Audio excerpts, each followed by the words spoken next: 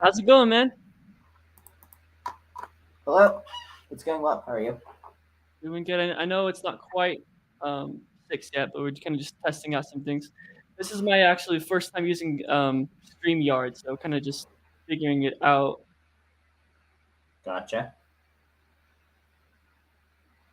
All right. Yeah, man. So what's new and exciting? What's going on aside from this wonderful live stream? Nothing too new and exciting. I've been reading a bit of stuff about philosophy of time, so like A theory versus B theory. And I was writing a blog post immediately prior to this. Awesome, man. Your blog's really good. So I need it. I haven't subscribed yet. I need to subscribe. It's true. Yeah, It's subscribing. your Most virtuous thing a person can do is subscribe to my exactly. blog in particular. So I just want to make sure this is actually um, going live on YouTube. Yeah, I think it. Yeah, it is live. I think. Okay, nice.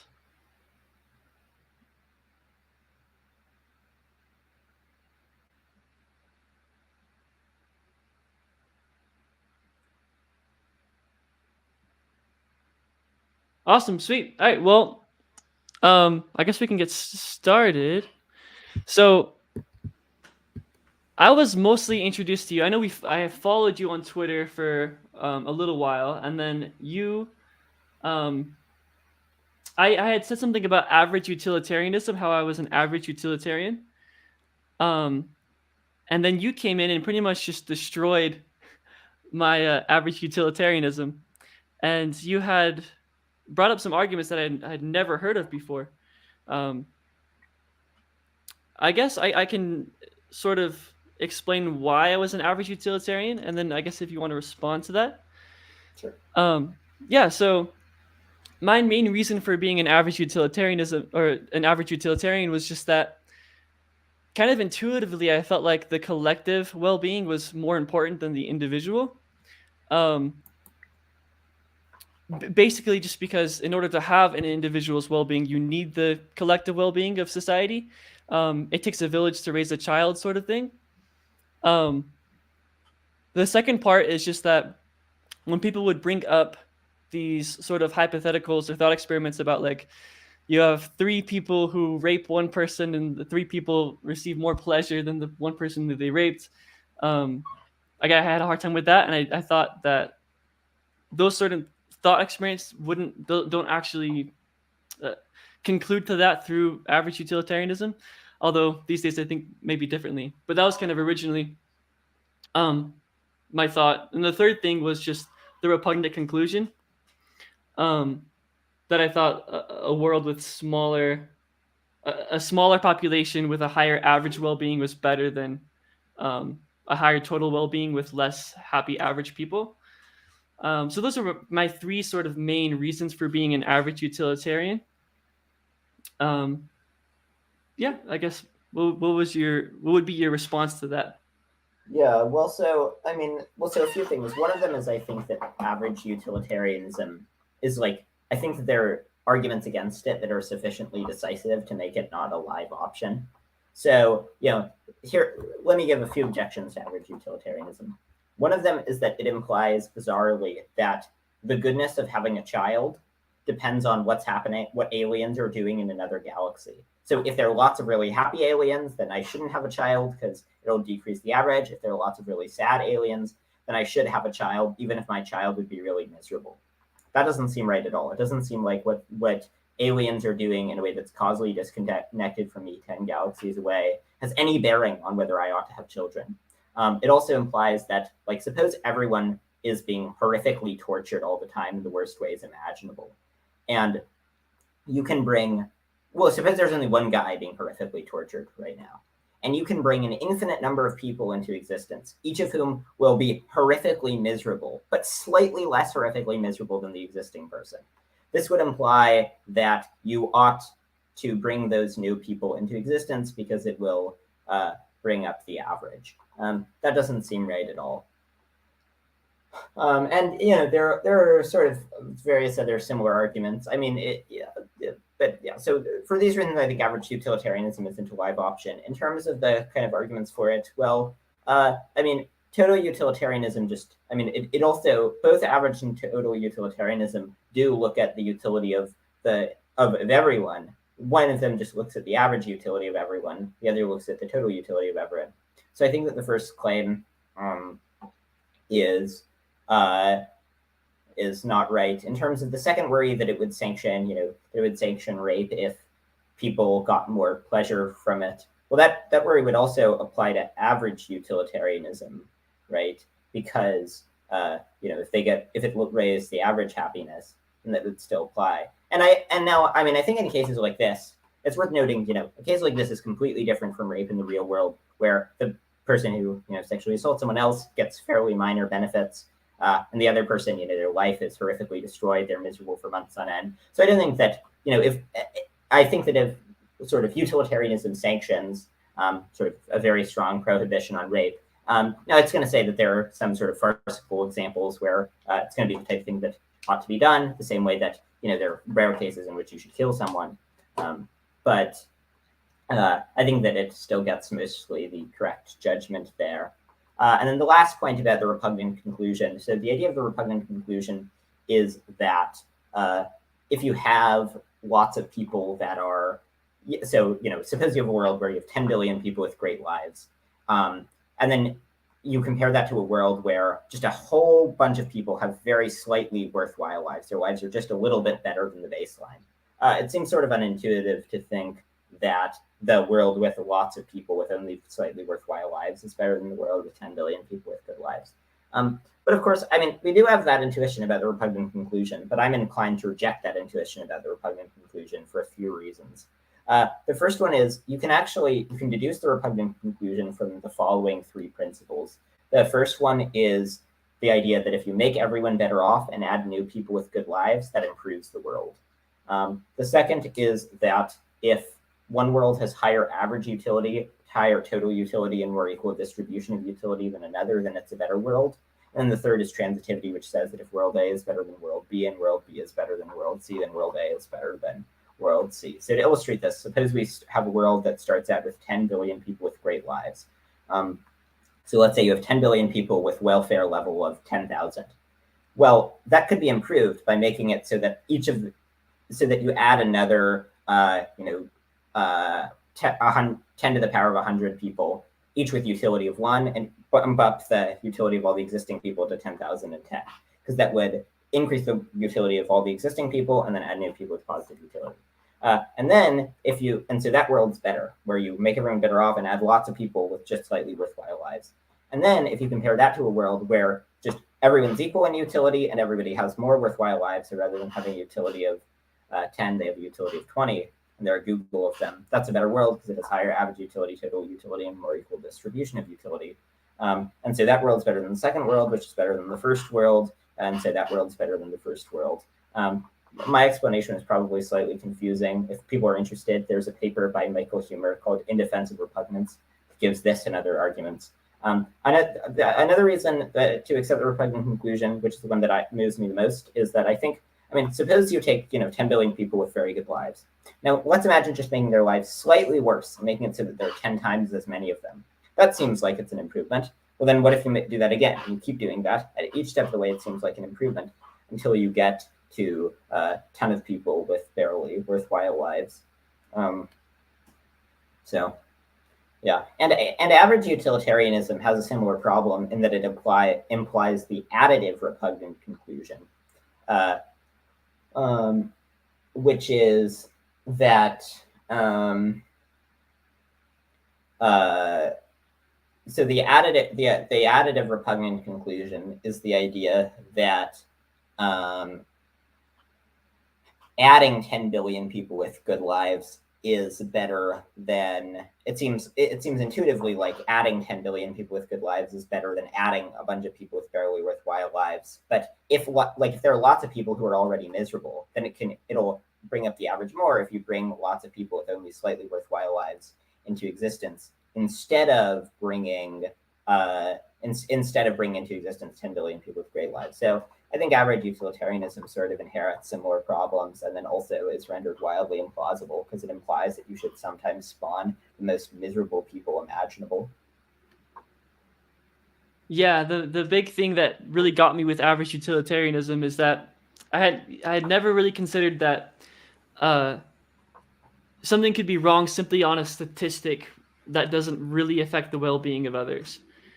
And you brought up the example of giving someone bringing someone into existence that would experience extreme suffering if the if the average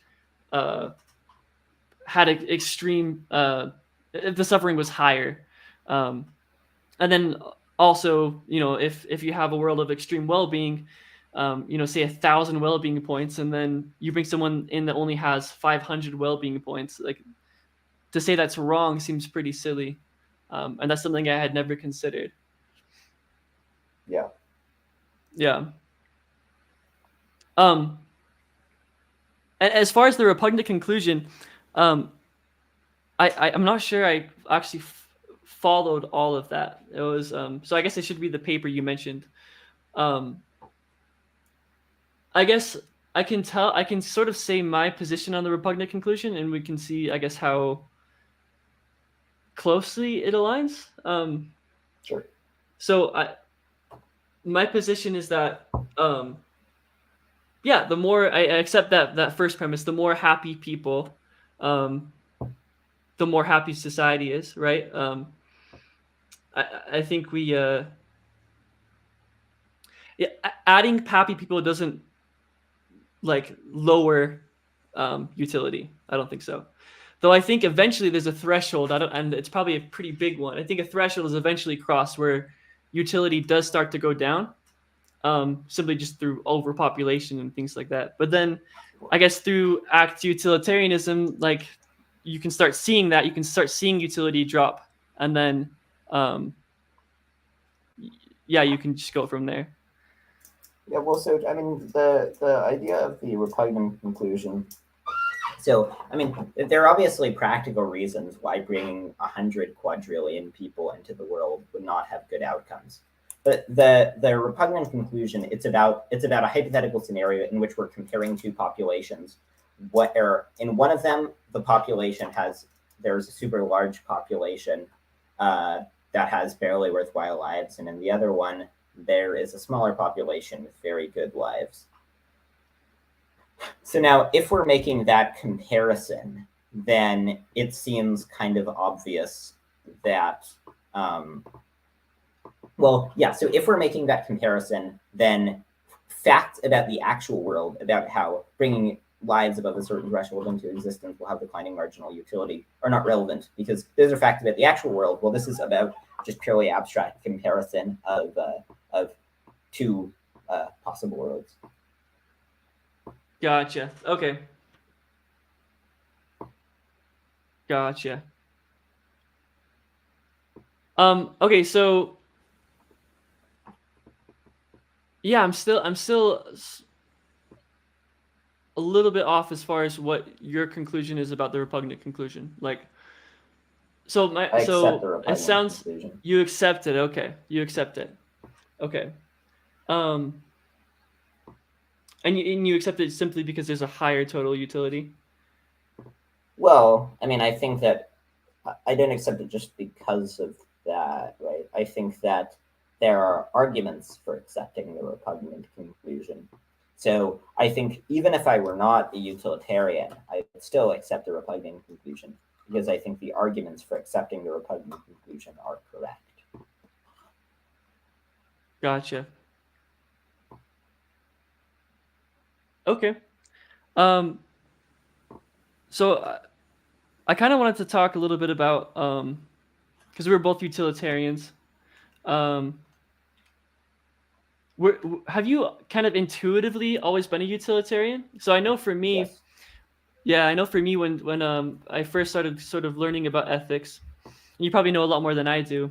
I'm essentially a normie who just likes these topics.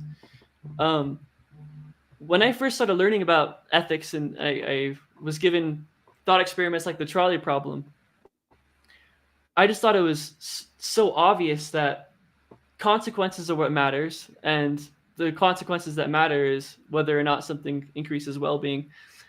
And it took me many years to even sort of entertain the idea of like deontology or sort of virtue ethics, um, just because of how intuitive utilitarianism was for me.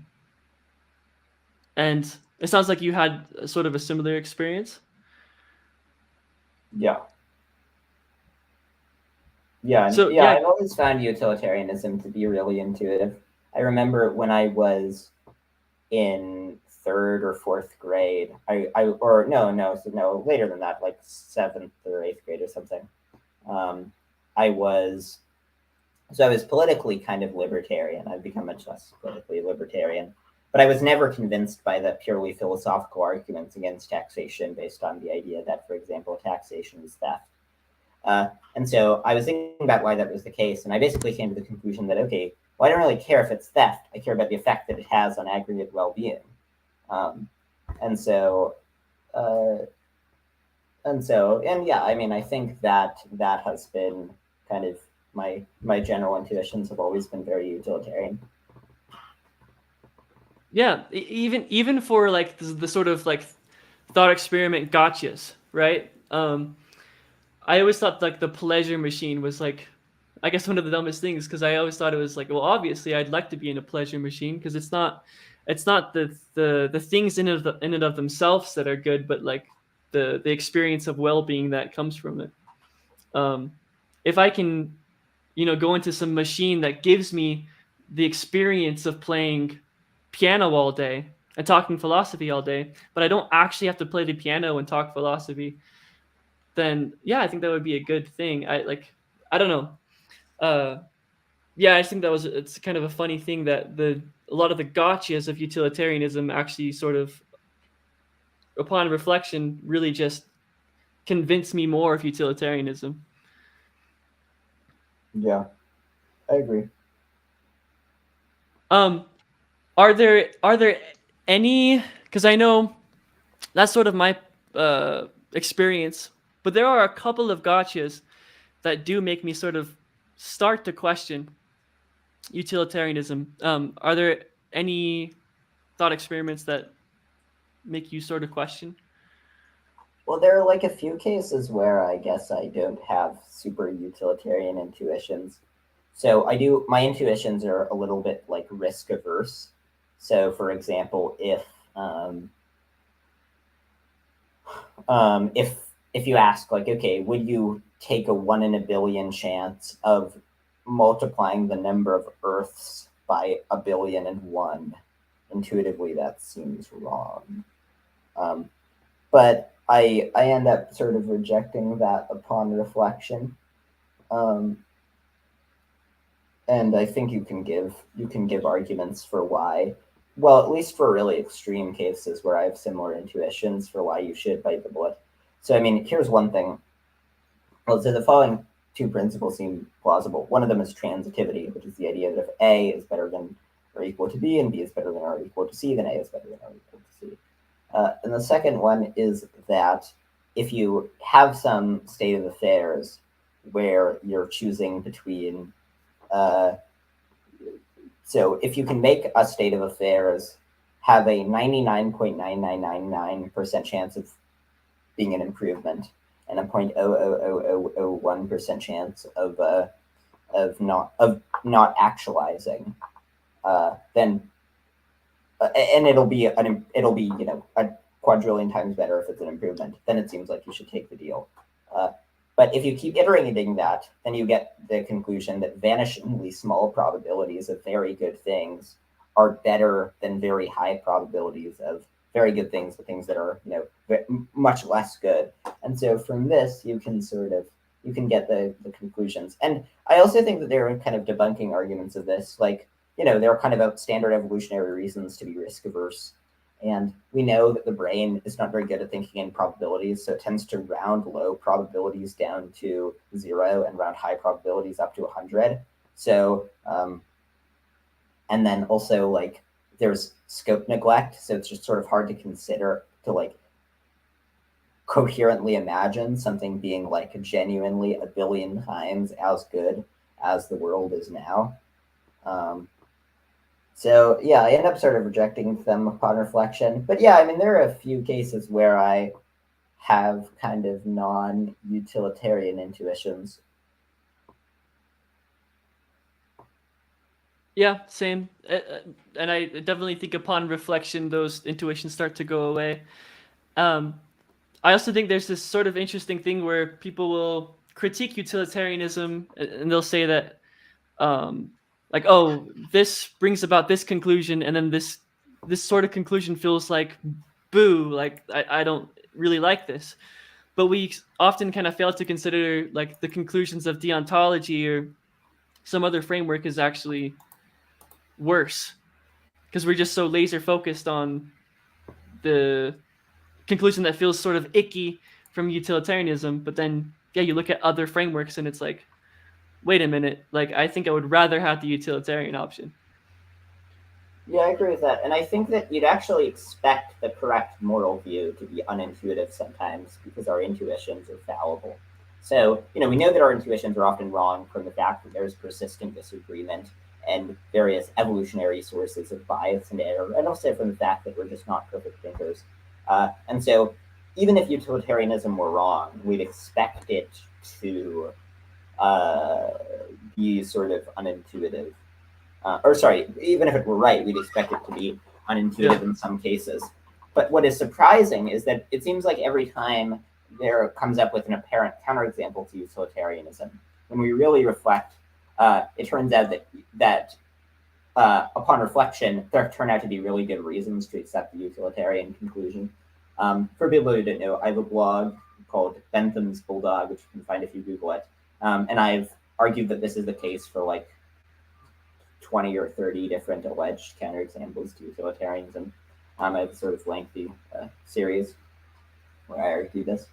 So yeah, I think that, and so I think like even in cases that are trotted out as counterexamples to utilitarianism, upon reflection, it becomes really hard to maintain that they are counterexamples, and generally like it'll turn out that the utilitarian conclusion can be supported by kind of broad, abstract, general principles that we can arrive at through careful reflection, while the deontological intuitions are more motivated by our sort of emotional laden processes where we're reflecting on individual cases. And it turns out that those are less reliable. And they're less reliable for a few reasons. One of them is that kind of the abstract reflection about ethics that leads us to principles like, transitivity. So if A is better than B and B is better than C, then A is better than C. Or the idea that you should want better things to happen rather than worse ones, and things like that. Or if it's wrong to do A and wrong to do B, then it's wrong to do A and B. Those are kind of like, there are fewer factors that distort those. There's less bias that affects those, given that they're kind of more like abstract things that we arrive at through reason. And then the other reason is that, like, if there's a conflict between a principle like that and cases and specific cases, well, we should defer to that principle, because if the judgment about the case was right, it would be kind of unlikely that there would be a contrary principle. But if the contrary principle were right, it would be very likely that it would conflict with some cases, because principles like this apply to so many cases. So we'd expect there to be lots of cases where a principle that applies to an infinite number of cases would seem wrong. And so the mere fact that it does seem wrong in some cases is not good evidence against the principle. And so, demonstrating that is sort of a arduous task, but I think it's right and can be shown if we carefully reflect on the alleged counterexamples to utilitarianism. Yeah, I agree. I guess I sort of think of it as like when you go to a haunted house, you I guess you can sort of logically know that these monsters aren't actual threats; they're just actors in costumes. But then intuitively, as you walk through the haunted house, these people are threats, and you're scared and you're running away, and you're. But upon reflection, right, it's like these aren't threats, and I'm just having fun. And yeah, I guess talking about like what I guess is like good and bad outside of intuition. word on the street is that you are a moral realist. Yeah. Um, so I'm slightly confused by that. So I guess a big question, right? But my question would just be, how can, I guess it's a two-part question. Is that, I guess number one, in order to be a moral realist, does morality need to be mind independent? And then part two would be, if it does need to be mind independent, what's like the argument for morality being mind independent? Yeah, well, I think that mind independence is a bad way of thinking about it. Really, it's sort of belief independent. So the moral realist thinks that there are things that are right or wrong, independent of our attitudes towards them. But the things that are right or wrong may still be a fact about our minds. So, for example, if one is a moral realist, they'll think that, if you're a moral realist utilitarian, you'll think that pleasure is good and pain is bad. And this is a fact about mental states. Pleasure and pain are mental states. But the thing that makes it true is not anyone's attitude towards it. It would remain true even if nobody thought that it was true. The reasons to think this is that denying this has sort of very unintuitive implications. So, for example, moral realism, concisely stated, is the idea that there are some moral sentences, some moral statements that are true independent of people's attitudes towards them. Uh, and so, if you deny this, then you have to deny that statements of like it's wrong to torture infants for fun and would be so even if everyone approved of it. You have to deny that that's true. And that seems, any argument for moral anti-realism is going to be less persuasive than the principle that it's wrong to torture infants for fun and would be so even if everyone approved of it. And the more specific forms of anti-realism inherit more specific problems. So in order to deny that moral sentences are true independent of people's attitudes, you have to think that one of the following three things is true with our moral statements. Either with a statement like it's wrong to torture people, either A, it's false, and so that's error theory. B, it's true, but it's made true by our attitudes towards it, which is subjectivism or some kind of relativism. And C, it's neither true nor false. So the statement murder is wrong is something like the statement like boo murder or don't commit murder, which is a command, and commands can't be true or false. But each of these has its own problems. So first, for non-cognitivism, well, non-cognitivism, it runs into the issue that it is not a good account of moral talk. So there are various things that can seemingly be done with moral talk. So it seems like you can ask questions about morality. So you can say, is this right or wrong? You can't ask questions about things that are non-propositional, about things that don't have a truth value. You can't say, I wonder if shut the door, or I wonder if go Dodgers. And so and then you can also have sophisticated chains of arguments with non-cognitivism. So, for example, you can have, or with propositions. So, for example, you can have an argument of the form, murder is wrong. If murder is wrong, it would be wrong for me to kill Jane. Therefore, it's wrong to kill Jane. But you can't do that if moral sentences are not propositional, because you can't say if boo murder, then boo Jane murder. Given that if require, like when you're saying if X is the case and Y is the case, there's something that has to be the case. And if it's just non-propositional, then if statements don't make any sense because you're not talking about anything being the case. It seems like you can sort of hope for moral statements to be true. So you can say, I hope that that murder is right, or I hope that abortion is permissible. You can't say, I hope that go Dodgers. That doesn't make any sense. And so I think non-cognitivism is out. And there are more sophisticated versions of non-cognitivism, but I think that they inherit similar problems. Then there's subjectivism, or then there's error theory, which says all moral sentences are false. But that has the problem that it implies that it's not wrong to torture people. And so that's out because it is wrong to torture people. And that's more obvious than any argument for error theory. And then finally, there's subjectivism, which says that it depends on our attitudes. But that runs into the problem that, well, it doesn't seem like our attitudes are what makes torturing people wrong. If we approved of torturing people, it would remain wrong. And so I think just any version of anti-realism is going to inherit problems. And then there are more specific problems. So the following things seem plausible. One of them is that if there are reasons to care about things independent of what we in fact care about, then some things are objectively worth pursuing. And then there are things that are worth caring about independent of what we actually care about. So some things are objectively worth pursuing. And if things are objectively worth pursuing, then morality is objective. Well, all the premises except premise 2 are kind of obvious. If there are things that are worth caring about, even if you don't actually care about them, then there are things that are objectively worth caring about, and then you can get objective morality from that. Well, so why think that there are things that you have reasons to care about, even if you don't actually care about them? Well, it's really obvious. So, here are a few examples. It seems like, imagine a person who's someone gave this example, I can't remember who's a consistent anorexic. So this person has a really strong desire to be thin. Their desire to be thin is so strong that she starves herself to death because she really wants to be thin. Seems like she's irrational, even though she's acting in accordance with her desires. Similarly, if a person sets themselves on fire or eats a car or spends their life picking grass, despite these activities producing no enjoyment for any of them, for them at all, then that seems irrational, even if they're acting in accordance with their desires. And so the idea is that there are clear cases of irrational desires, which shows that some things are genuinely not worth caring about, even if people in fact care about them. And then there are other things that are actually worth caring about. So if you don't care about them, you're being irrational, which requires that things are objectively worth caring about, and from there you can get moral realism. Gotcha. I think I have a pretty similar view, though I call myself a moral anti-realist. So maybe I'm a little just confused about the definition. So, right, I've always seen it as something that's like, in order to be a moral realist, you'd have to say that something would be mind independent. So I guess I can give an example. It's like you gave the that torturing a child is wrong.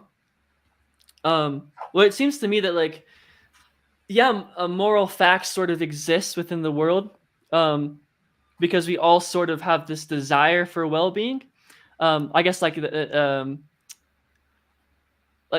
ultimate desire for well-being. So we may desire to eat ice cream all day, right? And that may go along, that may conflict with our ultimate desire for well-being, because it may increase bad health outcomes and things like that. But basically, yeah, the main goal is ultimate well-being, and we may be wrong about what we think brings about that. But there are certain things that we kind of know bring about well-being that we can kind of reason from. But I see it sort of as, I guess like color, right? Like the color red, like I guess it objectively exists, right? As far as like our experience goes, like red. But take away our perception of red, and the red no longer exists. And that's kind of how I see morality. A hurricane is bad, right? But it's not bad if nobody's there to experience it. Well, there are two things that have to be distinguished. Well, so one of them is that things can't. So I would agree that things can't be bad if there are no experiencers, because I think that the only things that are substantively bad are things that affect, the well-being of conscious creatures in particular ways. So if you think that, for example, so I think that if a hurricane doesn't affect anyone, it can't be bad. That's a substantive claim about the moral facts. The idea of moral realism is that it doesn't depend on our attitudes. So it may depend on the effect that it has on conscious creatures. But the thing that makes a hurricane bad is not that a hurricane's bad, and it's not bad because anyone thinks it's bad.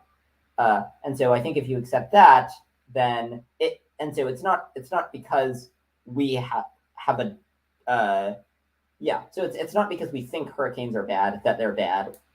It's because they're actually bad. Now, you seem to suggest that well-being is good because we all desire it.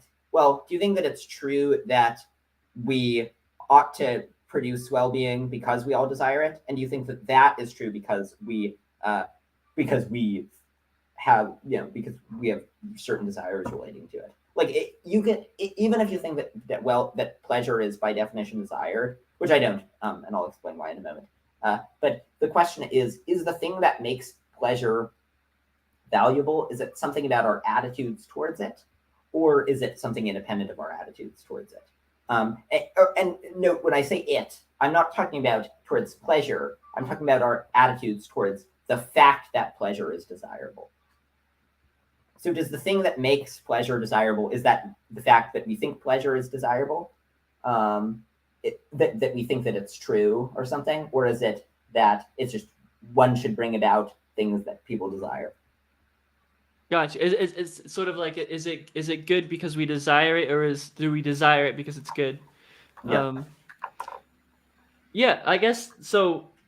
One thing that Well, no, it's makes wait, me sorry, it's not. It's actually not that, right? So, oh, okay. like, so you can think that pleasure is bad. That you might be a moral realist and a desire theorist. So you think that the only thing that's objectively good is people getting what they want, but people getting what they want is objectively good. The question, it's not about whether what makes things bad.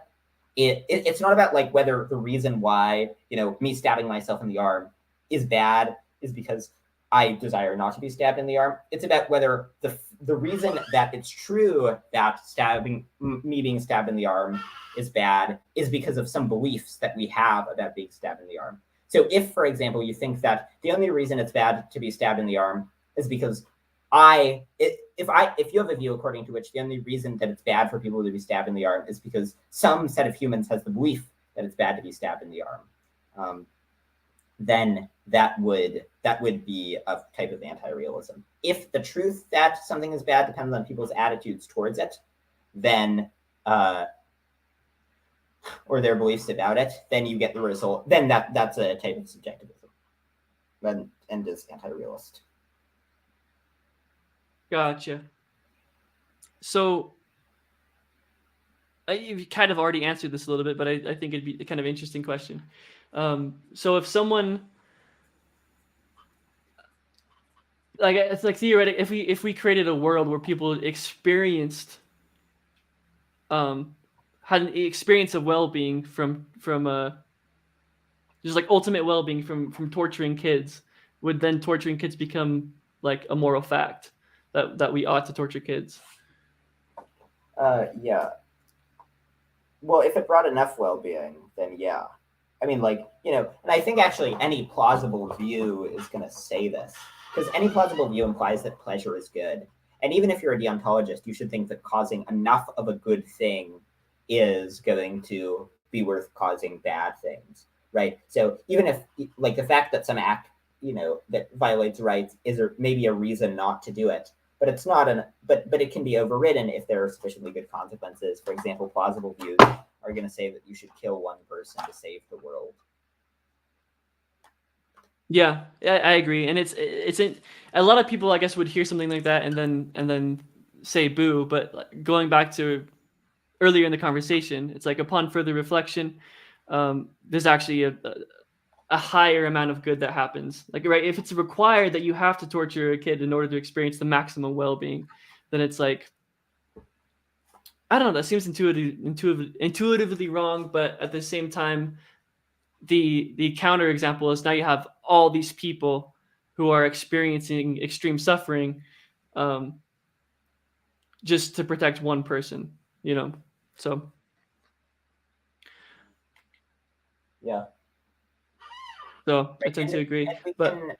And we can imagine scenarios, so like where there are two people who, well, I'm citing Humer a lot here, but so Humer has a paper called The Paradox for Weak Deontology. So we can imagine a scenario where two people are being tortured, and each of them will get lots of pleasure if they inflict a little bit of suffering on the other one, such that if they both, or inflict a lot of suffering on the other one, such that if they both inflict a lot of suffering on the other one, they'll both actually have neutral existences. And right now their existence is very negative because they're being tortured.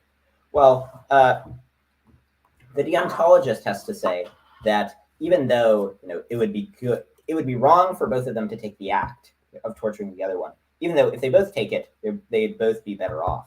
And so the sequence, and if we want them to be better off, then the sequence we want to happen would involve both people taking wrong acts. Now, the full objection is slightly more complicated, but yeah, the basic idea is that yeah, if you could press a button that would, so if you think that both of those two acts are wrong, then it seems that like it would be wrong to take one act that just accomplish those two acts. But if you took one act that just released their net negative experience to zero, that clearly would not be wrong. So as a result, you get the result. As a result, if you if both of the acts are wrong, which deontology requires, then it would be wrong to continue. Then it would be wrong to just press a button that diminishes both of their suffering, but it wouldn't. So the deontological verdict is wrong. So I may have explained that relatively poorly. If people are interested, they can read the paper, A Paradox of Weak Deontology. No, I think I get it. At least to me, it seems wrong to have a world with more suffering than pleasure, and if you can violate someone's rights to increase pleasure, that's a really cool thought experiment. The whole torturing each other. I had never thought of that. I need to look into that. That's actually really cool. But I guess going from utilitarianism and sort of like, oftentimes it's okay to violate rights if it increases well-being. I kind of want to talk about veganism. And there's this sort of, I call it the vegan civil war, where a lot of people, if you're a utilitarian and a vegan, they'll say that you're not a vegan because veganism is a rights-based issue. And I think I definitely disagree with that. I guess, what are your thoughts about the vegan civil war? Yeah, well, that seems obviously wrong. I think that, you can be a vegan. So, I'm in favor of animal rights in the same sense I'm in favor of human rights. I think that animals should have legal rights. I think that it should be illegal to treat them badly. I don't think that they have rights in a fundamental moral sense, but I don't think anyone has rights in a fundamental moral sense. And so, I don't know. This just seems like just an unnecessary way to be divisive. And to think that you have to have the wrong view about what matters in order to be a vegan, which I don't know why we'd think that. I just take veganism to be that like the actions one does. So I don't know why you'd have to be a vegan, or why you'd have to have some particular moral view to be a vegan. I think sort of the main reason is just because being sort of a suffering-based vegan may lead you to like conclusions about maybe owning pets, or maybe slaughtering animals if it doesn't increase suffering, right? A painless death or something like that. Yeah, I guess what would be the kind of your response to the whole welfarist eating animals is okay if the death is painless? Well, no, it's not. It's not just about the death. It's about whether it's the net effect of one's actions. So if a person purchases meat, then even if the death was completely painless, they're financially contributing to more animals being brought into existence. Now, as a matter of fact, nearly every animal in the world that is farmed lives a horrible life akin to the most torturous conditions in human history. And so, given that that's the case, it's wrong to eat nearly all animals. Now, I think there are sophisticated consequentialist reasons to not eat animals, even if you think that they probably lived good lives. One reason is just that you should have some moral uncertainty, and so you shouldn't risk violating the lives of tens of thousands of conscious beings. One of them is that, it turns out that it's actually really difficult to figure out if the animals that you ate actually lived good lives. And so, people who try to do it very often do end up just eating animals who live bad lives. And especially if you want to convince others are really likely to be lax. And it turns out that just as an empirical matter, vegans take their diet way more seriously than omnivores. And this is true even if they, even health vegans are less likely to cheat on their diet than like welfarist omnivores. And so, like I think there are good reasons to think that, and we also have self-interested biases. So if you're not sure if the animal lives good lives, people will, if they eat happy animals, are more likely to sort of defer to possibilities that it did live a good life. And so, like for all these reasons, I think that even if you're a utilitarian, you should even if in a vacuum it's good when animals that lived good lives are eaten.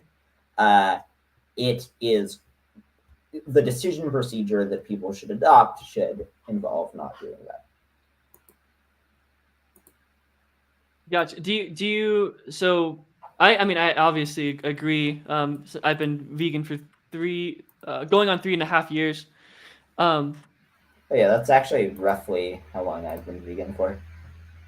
so what were there any particular philosophers that convinced you of veganism, or did you how did you stumble upon it? What was the Well, so like maybe 5 years ago, I came across a video called like "A Meat Eater's Case for Veganism" by Alex O'Connor. Alex O'Connor? Yeah, and I thought that was kind of convincing. But I thought, like, well, okay, but animals probably live good lives, so maybe it's fine to eat them.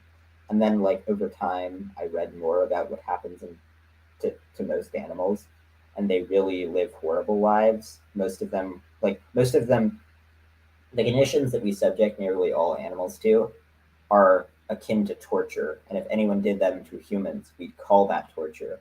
So, I mean, just one example. I mean, in chicken farms, the chickens that are raised for meat, they, uh, you know, there's bright lights about 20 hours a day that makes it almost impossible to sleep, such that the chickens are just chronically sleep deprived.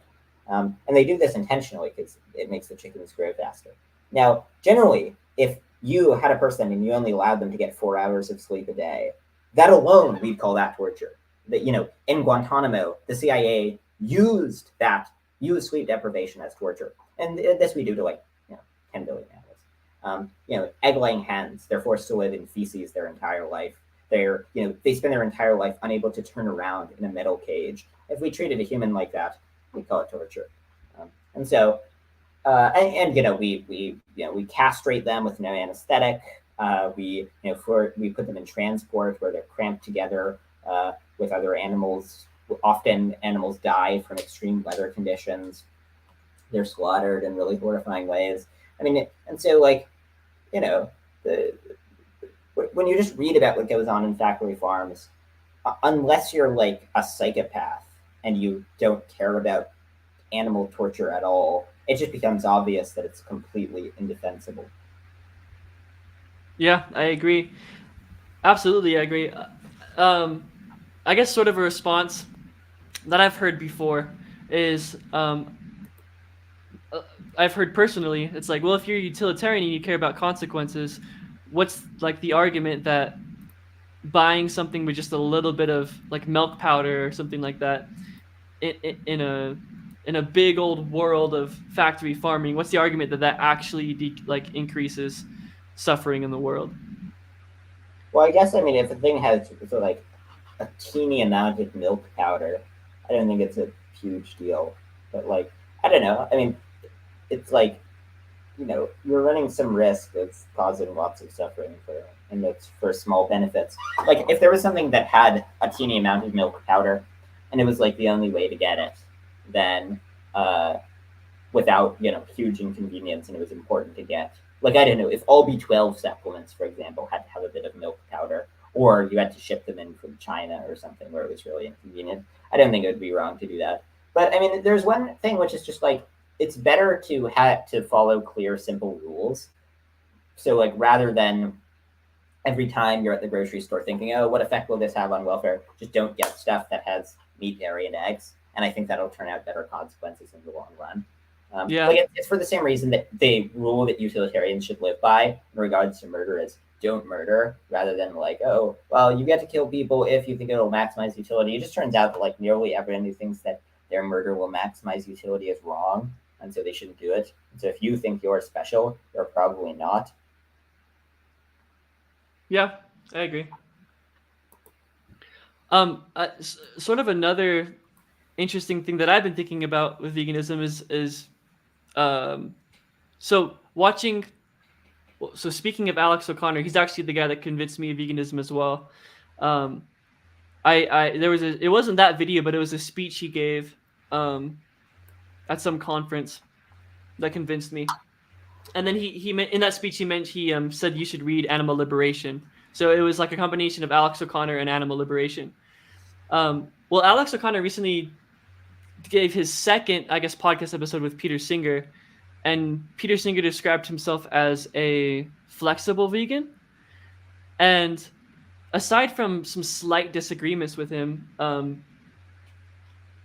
it seems like the way that he described himself as a flexible vegan is the way that I describe myself as a vegan. So I've been thinking about adopting the title flexible vegan rather than vegan. What do you think about that? I don't know. I'd call myself a vegan. I think. Um, like I don't know. I mean, I think that you're a vegan basically if you like don't purchase animal products uh, that are conscious except by accident. So like I'm happy to call people who eat oysters and stuff vegans because they're not conscious. Gotcha. Okay. Yeah. I mean, I tend to agree, and that's why I've called myself a vegan for so long, even though I do purchase bivalves, um, and things like that, sea sponges.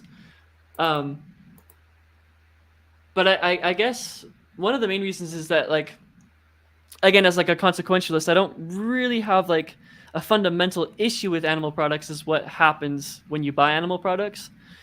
Um, so Peter Singer gave the example of like eating um, some non-vegan food. Like say you order a vegan dish on an airplane, um, and then you get to your flight, and the dish has maybe some egg in it or something like this. And if you don't eat it, it's just going to be tossed out. It's like, well, it's probably fine to eat the animal product, but a lot of people might see that as not vegan because technically you're eating some animal products. Um, yeah, I don't know. I guess my big question with reflecting on it is like, um, calling myself a flexible vegan might actually open people more up to it, just because vegan has such a negative um, connotation to it. People hear vegan and they're immediately kind of turned off. Or if I call myself a flexible vegan, they might be more open to hearing like the arguments for why we should care about animal suffering. Yeah, I don't know. That seems like an empirical question, and I Yeah. don't know. I don't have a view like on whether flexible vegan using the label would be more effective at convincing people. Yeah, I guess maybe I'll try it out with a couple people or so. I also worry that it might lower the importance of veganism. That people might think it's something you can just sort of do on Tuesdays, but not the rest of the days, and something that's like uh, morally, I guess, like giving like that it's not an obligation. When I really want it to be seen as an obligation to be vegan. Yeah,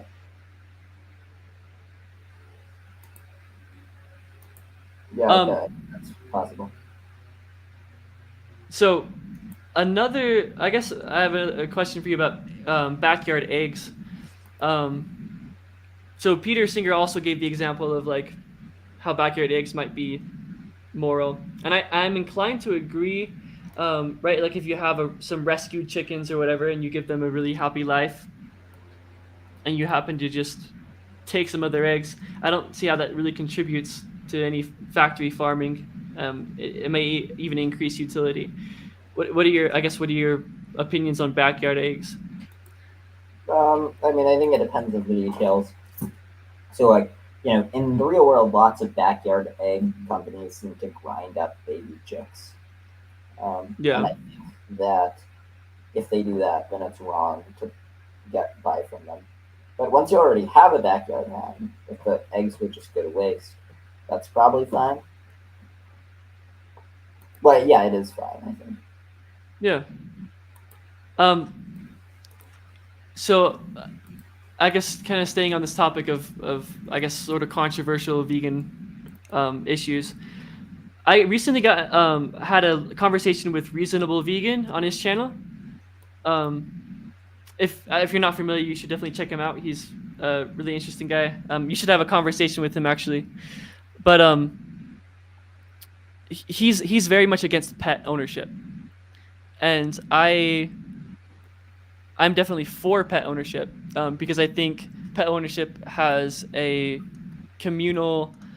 I think it's good for the animal, and I think it's good for the human as well. So I think it ultimately increases utility. And I would go as far as to say that if we had trait equalized humans, so like a human with the same like mind state of a dog, um, or of certain animals that um, would would have a negative experience in the wild, like I think most animals do, but would have a pretty positive experience being owned. I think we should definitely own pets, and I think we should definitely own trait equalized humans as well.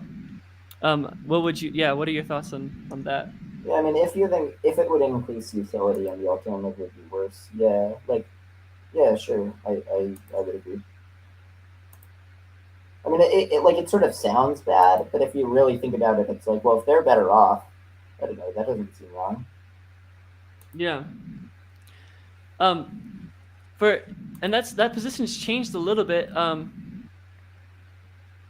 used to be an antinatalist, um, and because of that, I thought that owning pets was wrong because you kind of have to bring them into existence to have them as pets. Um, but these days, I'm very much not an antinatalist because I do value well-being as a well-being isn't just the reduction of suffering. It exists um, as its own thing. Um, yeah, I guess. Did you want to talk about antinatalism real quick? Oh, yeah, I think antinatalism's false.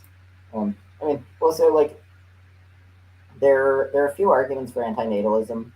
I think that the least bad argument is the just empirical claim that most people don't have good lives. And I think that's wrong if you look at just the details of most people's lives. I think most people have lives worth living. No, I don't think this applies to animals, but uh, yeah. And then though I don't know, like I don't think antinatalism just as like a practical claim is obviously wrong. Figuring out whether it is requires sort of complicated uh, empirical evidence. Um,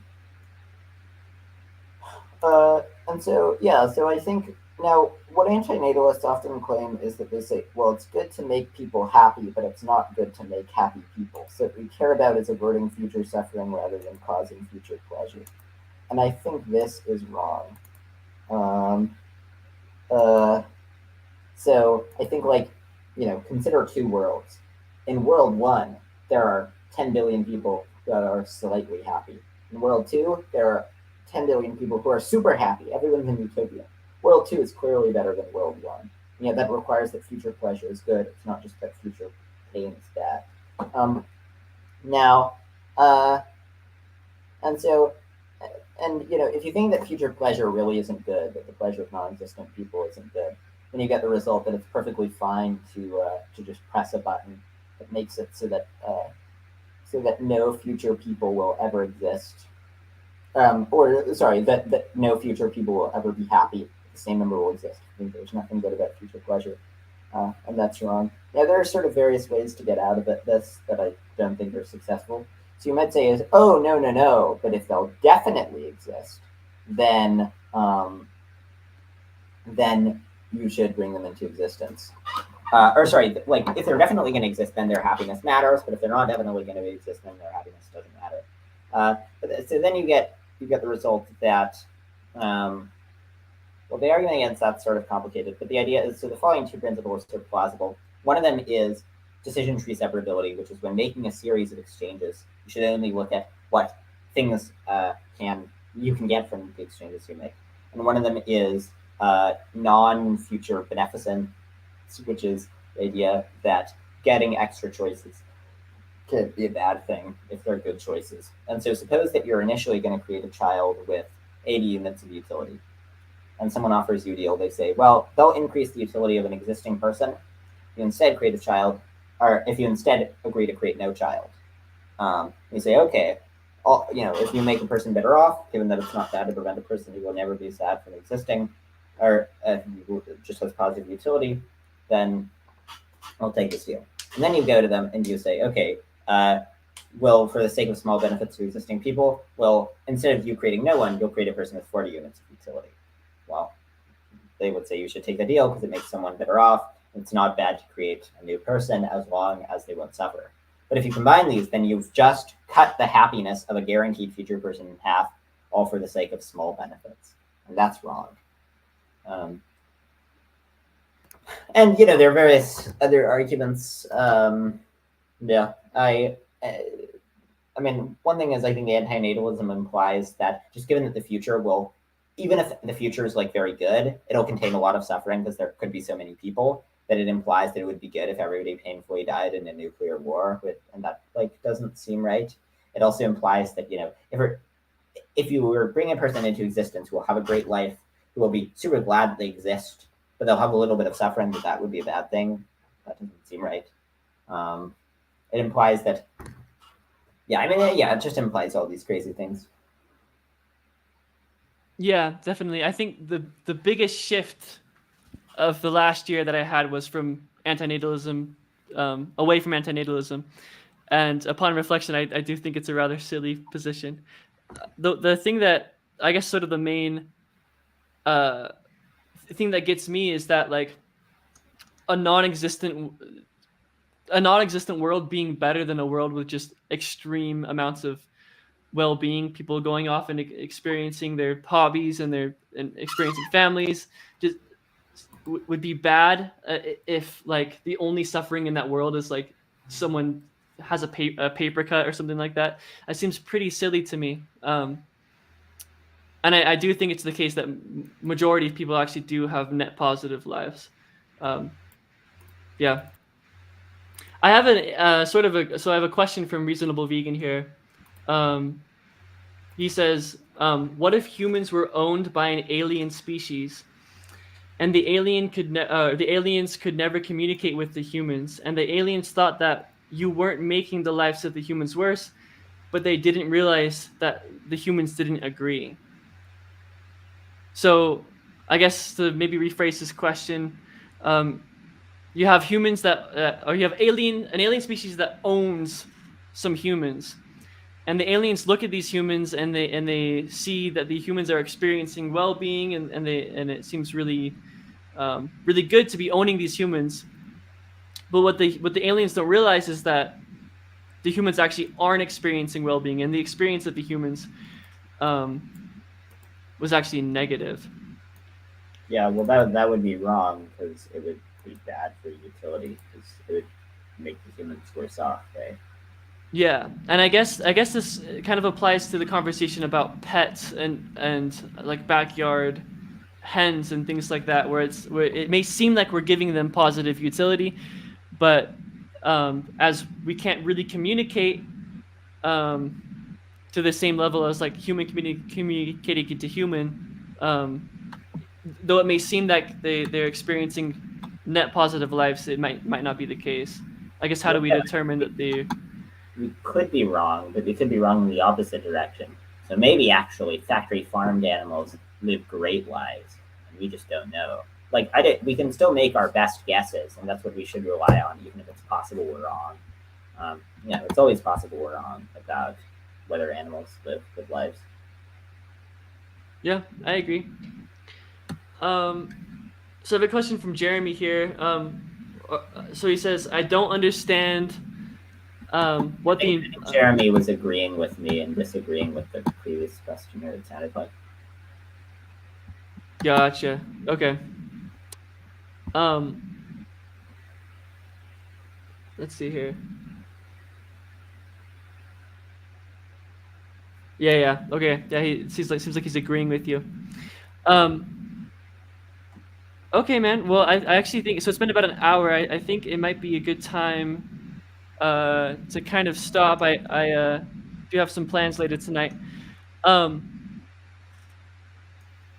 I guess do you want to promote your blog and your YouTube channel? And Yeah, so I have a blog called Bentham's Bulldog, which you can find if you Google Bentham's Bulldog or go to benthams.substack.net or .com.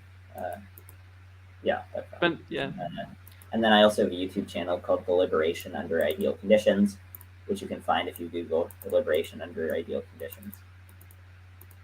yeah, and I they're very good. I like his blog. I like his YouTube channel. I learned a lot, and it's been awesome. All right. Well, thanks so much. Yeah, thanks for having me, and thanks for listening. Whoever's listening. Yeah. All right. Yeah, absolutely. And real quick, while Reasonable Vegan is here, I really think that you need to have a conversation with him. So I'll maybe have him reach out, or I'll encourage you to reach out as well. Sure. All right. Bye. All right, thanks for having me, man.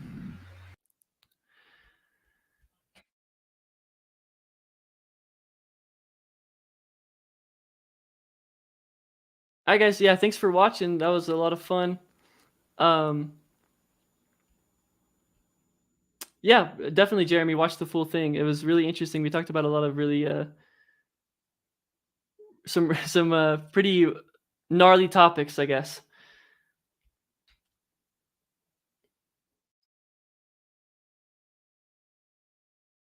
So okay, you guys might be right. So this is from Reasonable Vegan. You guys might be right about pets and farm animals, but since we can't communicate as of now, I say we don't decide for them.